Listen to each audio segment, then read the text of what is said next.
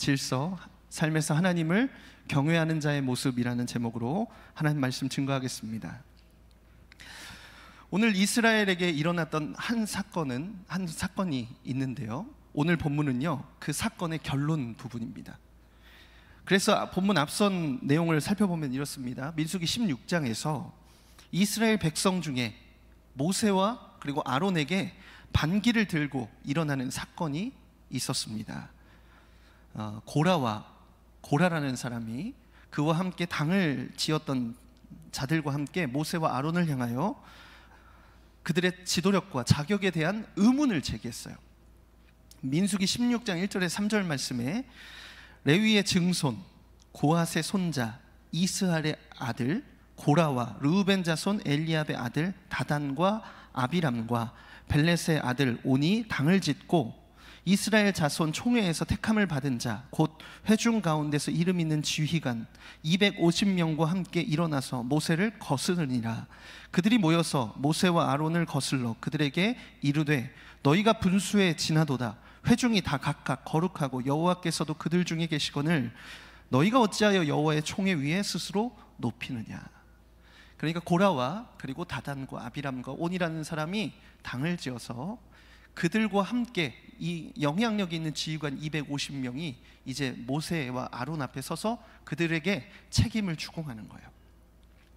모든 이스라엘 백성이 거룩하고 여호와께서 그들 중에 계시는데 너희는 도대체 무슨 근거로, 모세와 아론이 무슨 근거로 여호와의 총회 곧 이스라엘 온 백성 위에 군림하려 하느냐, 이렇게 물어봅니다. 사실 모세와 아론은요 이스라엘 백성 위에 군림한 적이 없습니다. 모세는 우리가 다 아는 것처럼 이스라엘의 지도자가 될 생각이 없었습니다. 오히려 하나님의 부르심에 두려워서 거절해요. 그런데 하나님 강하게 부르셔서 세우신 것이죠. 아론 역시 자신의 의지로 제사장이 된 것이 아니에요. 하나님께서 아론 대대로 제사장의 가문이 될 것을 하나님께서 임명하신 것입니다. 하나님이 모세와 아론을 세우신 것이죠. 이들이 모세와 아론을 비방하는 이유는 그럼 무엇일까요? 이들이 모세와 아론을 비방하는 진짜 이유가 있었습니다. 그들의 진짜 의도는요 고라 자신도 제사장이 되고 싶은 마음에서 벌인 일이었어요.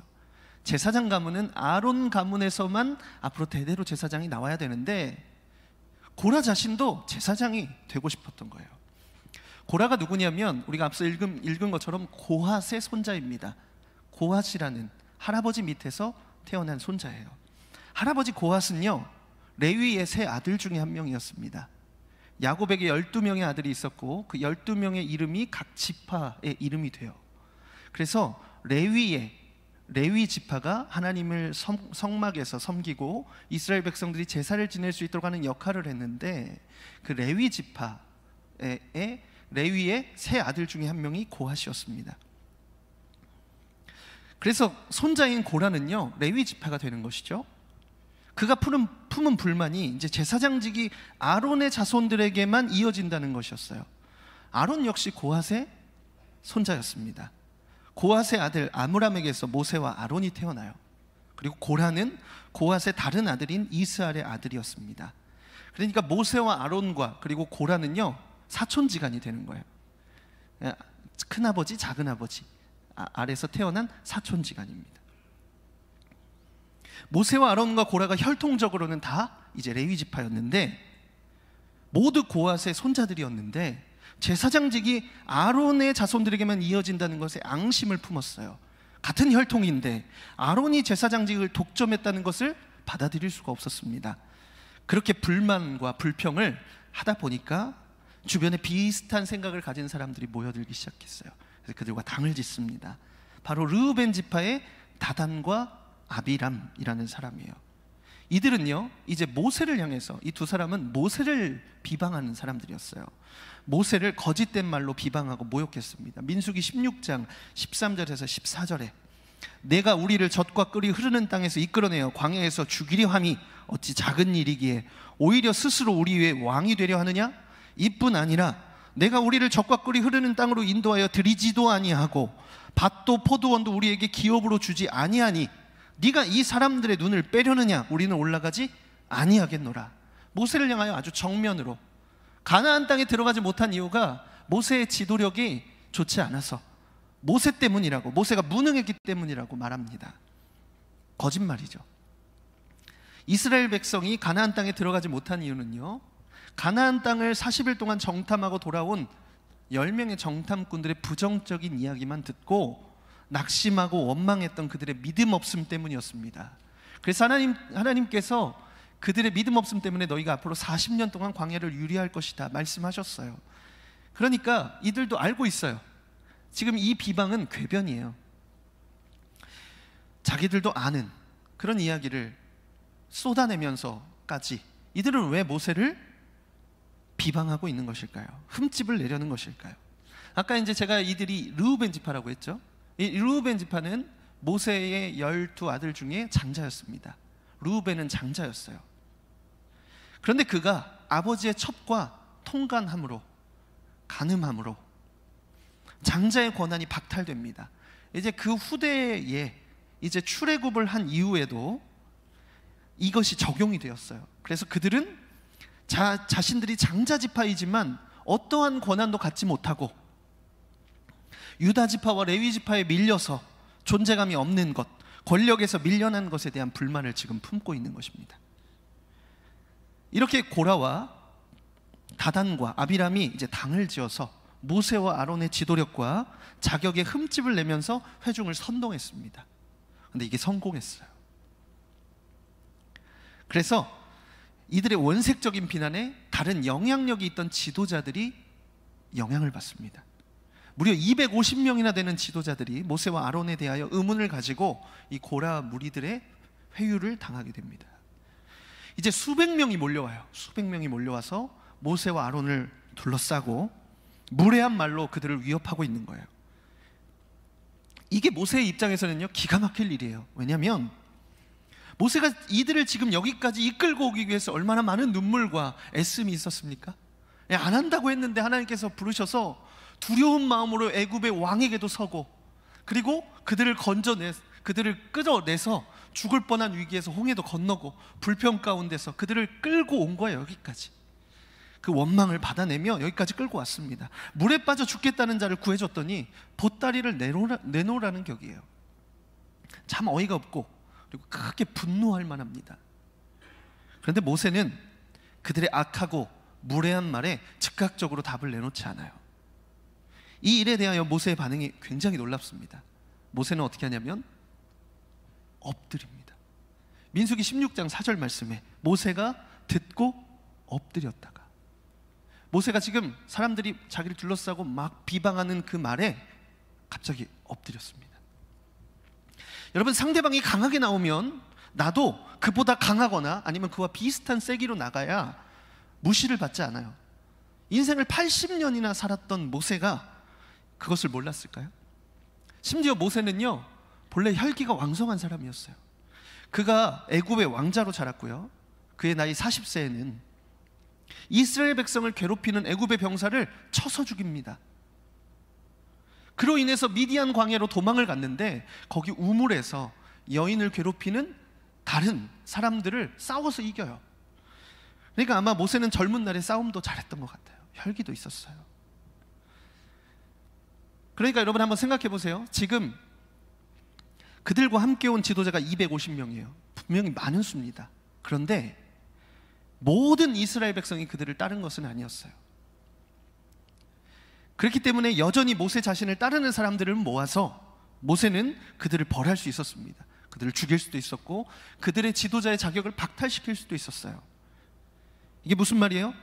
충분히 자기 선에서 해결할 수 있는 문제였다는 거예요. 모세의 절대적인 지도력을 가지고 그들을 여기까지 이끌어 왔잖아요. 그러니까 아직 그들을 따라가지 않는 사람들을 데려다가, 다른 지파들을 데려다가, 자신을 지지하는 지파들을 데려다가 심판할 수 있었는데 하지 않았습니다. 어떻게 했다고요? 엎드립니다. 자신을 반대하는 자들 앞에 엎드린다는 것은요, 자칫 항복의 의미로 받아들여질 수도 있어요. 그래서 자존심이 있다면 더더욱 엎드릴 수가 없습니다. 그런데 엎드립니다. 모세가 엎드린 것은 이번만은 아니었습니다. 민수기 14장에서 가데스바네아를 정탐하고 온, 그러니까 가데스바네아에서 그 가나안 땅으로 정탐하고 다시 돌아온 정탐꾼 10명의 보고를 듣고 온 이스라엘이 밤새도록 하나님을 원망하고 모세와 아론을 원망하면서 불평합니다. 밤새 울면서 그들이 내린 결론이 뭐였냐면 새로운 지휘관을 뽑아서 애굽으로 돌아가겠다라는 것이었어요. 그때도 모세와 아론은요, 이스라엘 백성 앞에 엎드립니다. 그래서 여러분, 모세에게는 있고 지금 반역한 무리들에게는 없는 것이 있습니다. 그것이 바로 하나님을 향한 경외함입니다. 고라와 다단과 아비람은요, 이스라엘 회중 가운데 여호와가 계신다 이렇게 말했어요. 그들이 지식적으로는 그 사실을 알고 있었지만 정작 그 자리에 하나님께서 주목하고 계신다는 사실은 모르고 있습니다. 생각을 하지 못하고 있어요. 하나님을 경외하지 않으면요, 하나님이 세우신 질서를 인정하지 않는 모습으로 나타납니다. 자신들의 명예와 지위를 위해서 지금 하나님이 세우신 질서에 도전하는 악을 범하고 있는 것입니다. 공동체를 흔들고 막 혼란에 빠뜨리고 그렇게 하고 있음에도 자신들의 행동을 정당화하고 있어요. 결국 그들의 행동이 하나님께 반역한다고 하는 사실을 모르고 있는 것이죠. 어리석은 행동이죠. 모세는 여호와 하나님의 눈이 모든 것을 감찰하시고 어디에나 계신다는 사실을 알고 있었습니다. 그래서 지금 눈앞에 있는 그런 많은 사람들에게 그리고 그들의 말에 집중하는 것이 아니고 여전히 이스라엘 가운데 계시는 하나님의 임재를 몸으로 느끼고 있어요. 그래서 납작 엎드립니다. 이 엄청난 대조예요. 정작 그렇게 말하고 있으나 깨닫지 못하는 사람과 대응해야 하지만 하나님의 임재를 몸으로 느끼며 엎드리는 것, 엄청난 대조입니다. 모세와 아론이 엎드린 또 다른 이유가 있습니다. 그것은 심판을 하나님께 맡겨드린다는 의미입니다. 그렇게 자신을 찾아온 자들에게 대하여서 어떻게 얘기하냐면 내일 모두 각자 향로를 가지고 나오게 해서 하나님께서 직접 선택하시는 자, 그러니까 하나님의 뜻에 누가 합당한지 보자 이렇게 얘기했습니다. 아까 말했던 것처럼 모세는요, 지도자로서 권력을 사용할 수 있었지만 심판의 주체가 하나님이시다 하는 사실을, 그러니까 자신이 심판의 주체가 아니라는 사실을 분명하게 알았습니다. 그래서 심판자이신 하나님의 자리에 서지 않는 것, 바로 모세가 하나님을 경외하는 모습입니다. 모세는 그래서 하나님 앞에 맡겨드리면서 이제 공정한 심판을 구합니다. 그래서 고라와 그 무리들에게 내일 여호와 앞에 향로를 가져다가 불을 담아서 그 향을 피우면 그때에 여호와께서 택하신 자가 거룩하게 될 것이다 라는 말씀을 하면서 그 방법을 선택한 것입니다. 모세는요, 지금 감정에 이끌려 반응하고 있지 않아요. 감정에 이끌려서 반응하지 않는 참 지도자이고 하나님을 경외하는 사람이었습니다. 이러한 모세의 결정은요, 역시 고라와 다단과 아비람의 모습과 상반된 모습입니다. 그러자 이제 고라는 그래 이제 기회를 얻었다 이렇게 생각하고 향로만 가지고 온 게 아니고요, 온 회중을 부지런히 돌아다니며 온 회중을 모읍니다. 매우 정치적인 행동이에요. 온 회중 앞에서 모세와 아론이 망신을 당하게 할 목적입니다. 고라에게는요, 온 회중을 모을 권한이 없어요. 그는 벌써 월권을 하고 있는 거예요. 그의 향로의 향을 하나님께서 받으실 거라는 상상만으로 그는 이미 자기가 제사장이 된 것처럼 행동을 하고 있습니다. 추정컨대 고라의 나이도 적지 않았을 거예요. 사촌지간이었으니까 지금 모세와 아론의 나이가 80세가 넘었거든요. 그러니까 고라도 70 또는 많으면 80도 넘었을 거예요. 나이가 있으니까 공동체 안에서 무게감이 있었겠죠. 다른 많은 영향력이 있는 지도자들이 그를 따른 것으로 볼 때 리더십과 지도력도 있었던 것 같습니다. 그러나 그는 탐욕을 부리다가 멸망해요. 모세가 그들에게 이렇게 대답합니다. 그 이튿날에 다 모인 사람들에게 여호와께서 이 모든 일을 하시기 위하여 나를 보내신 것이지 내가 스스로 생각해낸 것이 아님을 지금 일어나는 일을 통해서 알게 될 것이다. 만약 이 사람들이 보통 사람들처럼 늙어서 죽으면 여호와께서 나를 보내신 것이 아니겠지만 만약 여호와께서 지금 땅을 여셔서 이들과 이들에게 속한 모든 것을 삼키시면 이들이 여호와를 멸시했음을 너희가 알게 될 것이다. 지금 거기 모인 이스라엘 회중 가운데 얘기하는 거예요. 이들이 나를 무시했음을 이라고 말하지 않고 이들이 여호와를 멸시했음을 너희가 알게 될 것이다. 이 말이 끝나자마자 그들 아래 있던 땅이 갈라집니다. 그래서 고라와 다단과 아비람 그리고 그의 식구들, 그들에게 속한 모든 소유물, 가축들을 다 삼키고 땅이 닫혔습니다. 거기서 끝나지 않아요. 지금 향에 불을 담아서 제사를 드리고 있던 250명의 지휘관들에게 여호와로부터 불이 나와서 단숨에 태워버렸다고 성경은 말씀합니다. 무시무시한 심판이에요. 어디에도 기록되어 있지 않았던 심판입니다. 여기까지만 해도 머리가 아픈데 문제가 또 일어나요.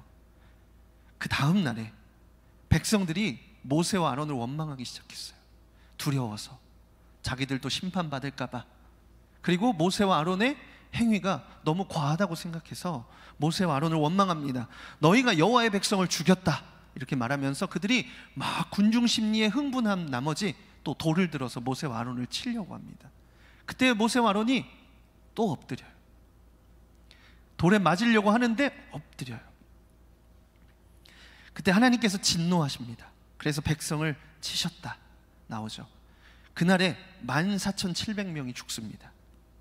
그마저도요, 모세와 아론이 하나님 앞에 엎드리고 모세가 아론에게 말합니다. 빨리 아론의 향에 그리고 불을 피워서 하나님 앞에 속죄의 제사를 드려라. 그 이스라엘 백성 한가운데로 들어가라. 그래서 하나님과 이스라엘 백성 사이에 아론이 서자마자 하나님의 진노가 그쳤어요. 사실 모세는요 그냥 놔둬도 되잖아요.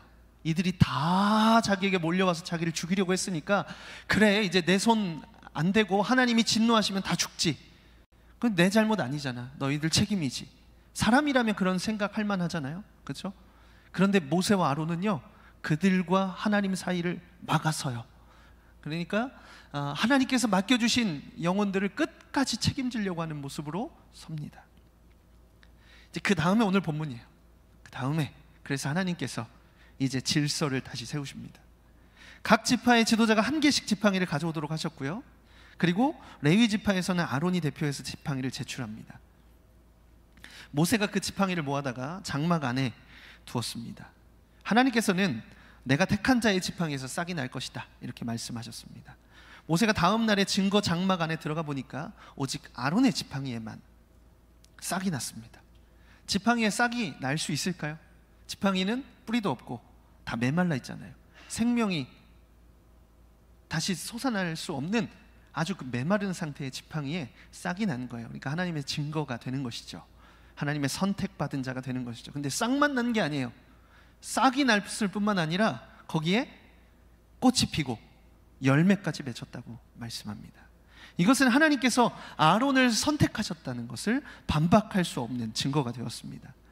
하나님은 이스라엘의 질서를 다시 세우고 계십니다. 여러분, 오늘 우리는요 이 본문을, 이 말씀을 우리의 삶에 어떻게 적용할 수 있을까요? 이 이야기가 단순히 이스라엘 백성의 악한 본성에 대한 에피소드일까요? 그렇지 않습니다.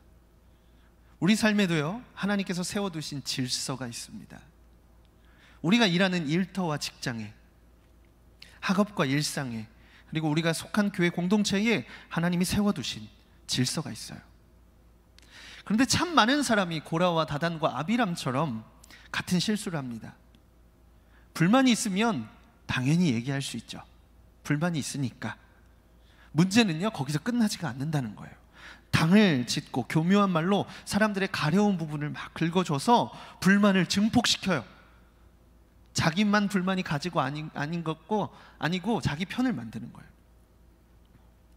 그 행동의 저변에는요 스스로 권위를 가지려고 하는 잘못된 욕심과 악한 본성이 있는 것이죠.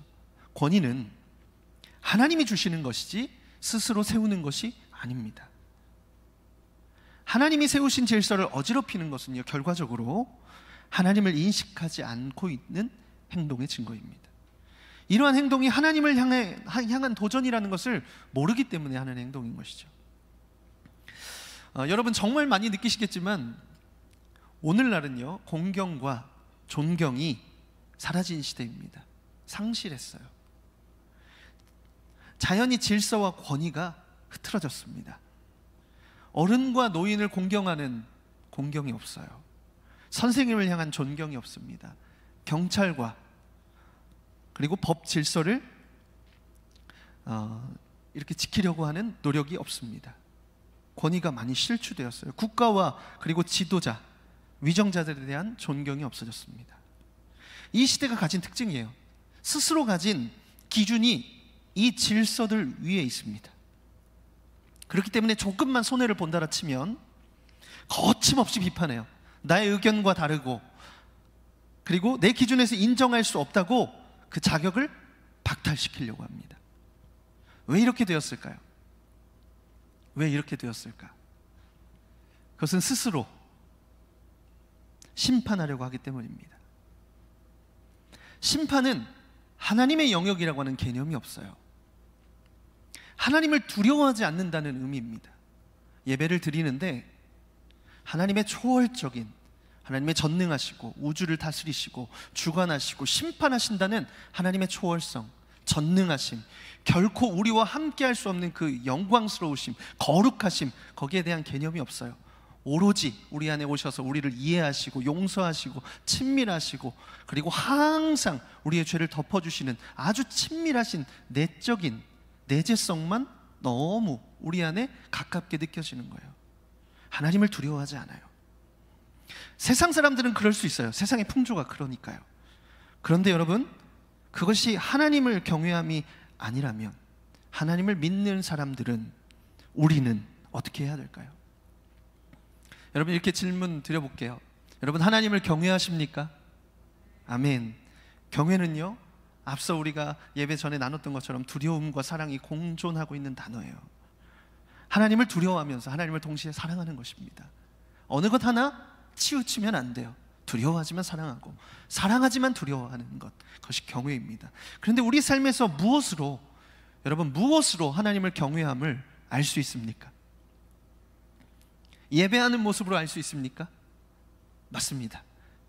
뜨겁게 예배하는 모습에서 누군가는 여러분이 하나님을 경외하고 있다고 느낄 것입니다. 그런데 그것만으로 충분하지가 않아요. 고라와 다단과 아비람도 하나님 앞에서 예배했어요. 고라는 레위인으로서 제사를 섬기는 자였습니다. 무엇에서 하나님을 경외함이 나타날까? 분명한 지표가 있습니다. 바로 말과 행동입니다.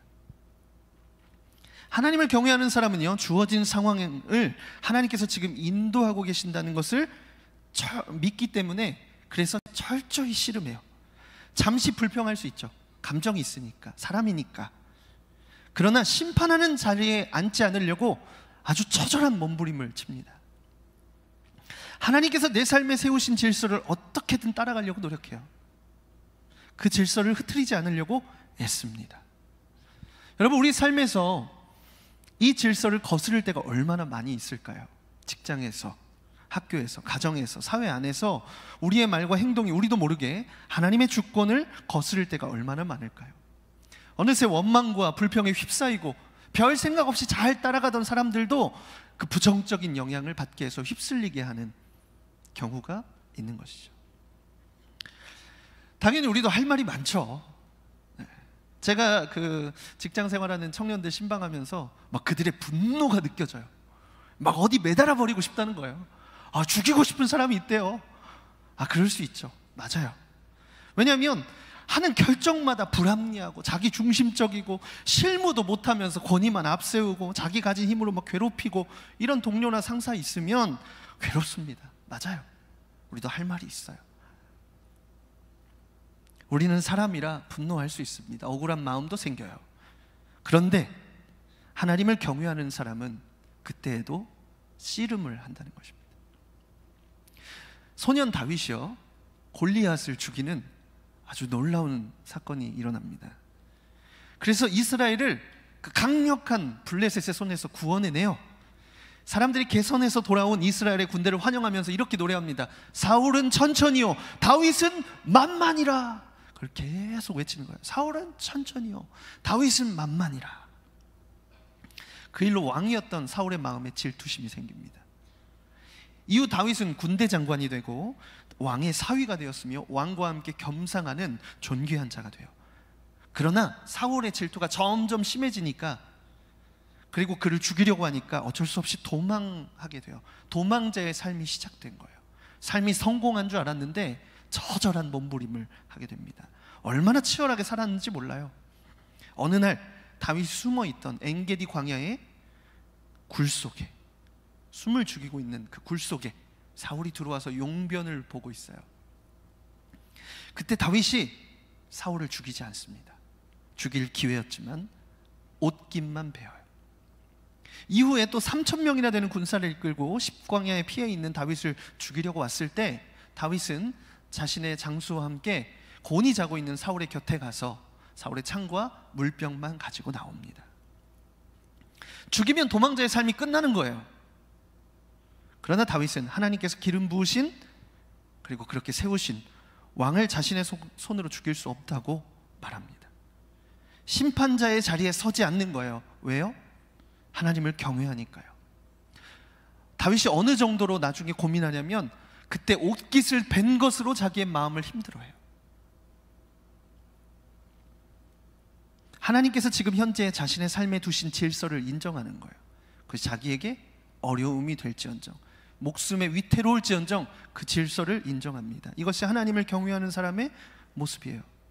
그렇다면 왜 그렇게까지 해야 할까?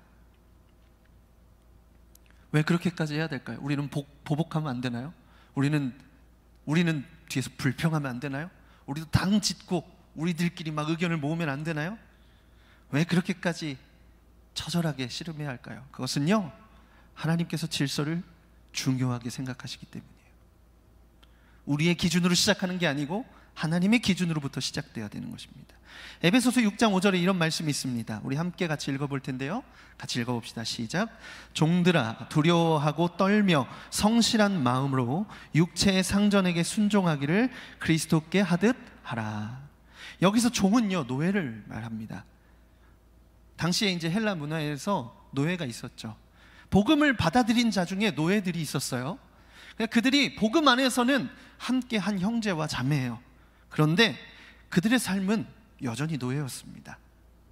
노예에게 친절한 주인이 얼마나 될까요? 너무 치열한 삶이죠. 그런데 그들에게 육신의 상전에게 순종하라고 말씀합니다. 더 나아가서 뭐라고 말씀하냐면, 그 뒤에 에베소서 6장 6절에서 8절 말씀 같이 한번 읽어볼까요? 시작. 눈가림만 하여 사람을 기쁘게 하는 자처럼 하지 말고 그리스도의 종들처럼 마음으로 하나님의 뜻을 행하고 기쁜 마음으로 섬기기를 주께 하듯 하고 사람들에게 하듯 하지 말라. 이는 각 사람이 무슨 선을 행하든지 종이나 자유인이나 주께로부터 그대로 받을 줄 알미라. 대충 하지 말라는 거예요. 눈가림만 하지 말라는 거예요. 핑계 대지 말라는 거예요. 도리어 그 주인을 향해서 죽게 하듯 하라 하시는 말씀입니다. 하나님은 질서를 중요하게 여기신다는 것이죠. 근데 육신의 상전에게 죽게 하듯 하라는 말씀은요, 이런 의미를 가지고 있습니다. 눈에 보이는, 자기 눈앞에 보이는 상전을 섬기지 못하면서 어떻게 눈에 보이지 않는 하나님을 섬기고 순종할 수 있겠는가? 그러니까 눈에 보이지 않는 하나님을 경외하기 위해서 눈에 보이는 하나님이 세우신 그 질서에 순종하는 것을 배워야 한다는 것입니다. 여러분, 하나님은 질서의 하나님이십니다. 아니, 그럼 상전을 향한 말씀은 없습니까? 있습니다. 바로 뒤이어서 이렇게 말씀해요. 9절 말씀에 같이 읽읍시다. 상전들아, 너희도 그들에게 이와 같이 하고 위협을 그치라. 이는 그들과 너희의 상전이 하늘에 계시고 그에게는 사람을 외모로 취하는 일이 없는 줄 너희가 알미라. 그러니까 그 상전에게도 하늘의 상전, 하나님이 계시다는 거예요. 그래, 자기가 상전이어서 자기의 힘을 막 마음대로 권한을 휘두르지 말고 그들을 사랑하고 보호하라는 거예요. 왜? 하나님이 상전이시니까, 하나님이 맡겨주셨으니까 그렇게 하라는 것이죠. 그래서 여러분, 상전은요, 심판하고자 하면 더 할 수 있는 권한을 가진 사람이잖아요. 유혹이 더 심해요. 화를 내면 되고 짜증을 내면 됩니다. 기분에 따라 눈치 보게 만들 수 있어요. 여러분들 이제 한 30대 중반쯤 되신 분들은 회사 생활하면 직급이 높잖아요. 이 눈치 보는 사람들이 많이 생겨요. 여러분 눈치 줄 수 있고 화낼 수 있고 짜증낼 수 있어요. 그러면 여러분 앞에서만큼은 잘해요. 그러겠죠. 뒤에서 어떤 욕을 할진 몰라도 그 앞에서는 벌벌벌 합니다. 기분에 따라 눈치 보게 만들 수 있어요. 그거 하지 말라는 거예요. 나쁘게 하지 말라는 겁니다. 그건 하나님을 경외함이 아니라는 것이죠. 모세가 자신을 향하여 명백히 반역을 저지른 자들을 자신의 손으로 심판하지 않았잖아요. 도리어 엎드렸어요. 하나님 앞에 엎드린 것입니다. 심판을 하나님께 맡겨드려요. 여러분, 이 엎드림은 새 번역 성경을 통해서 기도했다라고 우리에게 알려줍니다. 그러니까 그 순간 기도했다는 거예요. 엎드려서 하나님 어떻게 할까요? 저들이 저에게 반역하는데 저를 비난하는데 하나님 어떻게 할까요? 여러분, 이것이 삶에서 하나님을 경외하는 자의 모습입니다. 하나님을 경외하는 자는 모든 상황에서 하나님을 인식해요. 그 인식이 하나님 앞에 엎드림으로 나타날 때 얼마나 멋지고 분명하게 드러나는가. 여러분, 혹시 여러분의 삶에 심판하고 싶은 사람이 있으세요? 여러분도 어디에 매달고 싶은 사람이 있으세요? 여러분이 생각할 때 자격이 없다고 느끼는 사람 있으세요? 여러분을 괴롭고 어렵게 하는 사람 있으세요? 그러면 엎드립시다. 하나님께서 내 삶을 지금 거기에 두신 이유를 알 수 없지만 하나님을 경외함으로 엎드리는 거예요. 그러면 하나님이 일하십니다. 여러분이 권위자이고 책임자이고 리더라면요, 스스로의 힘으로 심판하지 마시고요, 내 손에 들려있는 지팡이에 싹을 나게 하실 하나님을 기대하세요. 자기의 힘으로 휘두르지 마시고 하나님이 싸게 하실 것을 기대하세요. 하나님께서 부으시는 권위를 기대하세요. 여러분이 따라가는 자라면 겸손함으로 따라가세요. 애굽에서 구원받았는데 비방하고 원망할 거리만 찾던 이스라엘에게 하나님의 진노가 임했잖아요. 예수 그리스도를 통해서 그 생명으로 구원받았는데 불평과 원망을 가득한 삶을 하나님께서 주목하고 보고 계신다니까요. 우리도 몸부림칩시다. 엎드려야 돼요. 우리가 기쁨의 50일을 지나가고 있잖아요.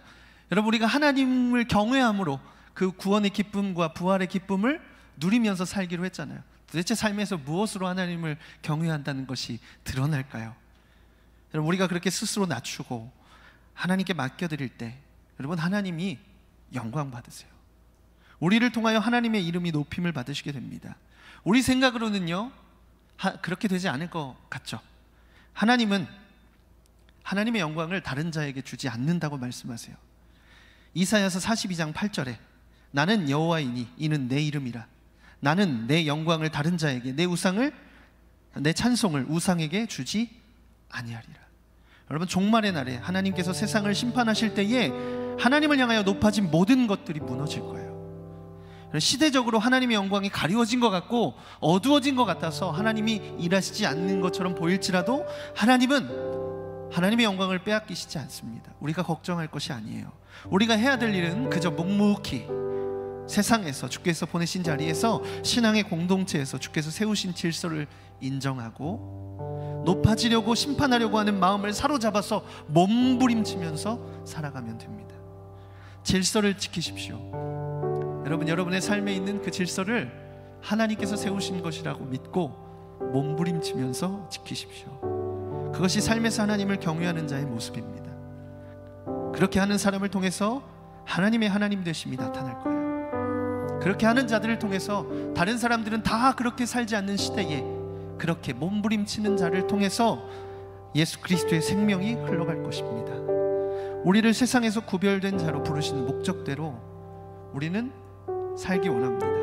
여러분, 몸부림치시면 돼요. 하나님을 향하여 높아진 마음, 대적하여 높아진 말과 행동을 우리도 빨리 멈추고 그 신실하심을 따라서 걸어가는 저와 여러분 되기를 소망합니다.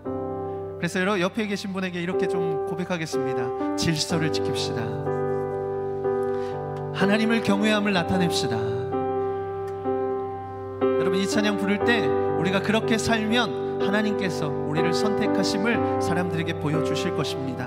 하나님의 영광을 하나님께서 드러내실 때 우리도 우리에게 주셨던 그 하나님께서 베푸셨던 하나님이 세우셨던 질서와 권위 가운데 순복한 우리를 통해 우리를 높이시고 우리를 드러내실 줄 믿습니다. 우리 함께 찬양하고 함께 기도하겠습니다.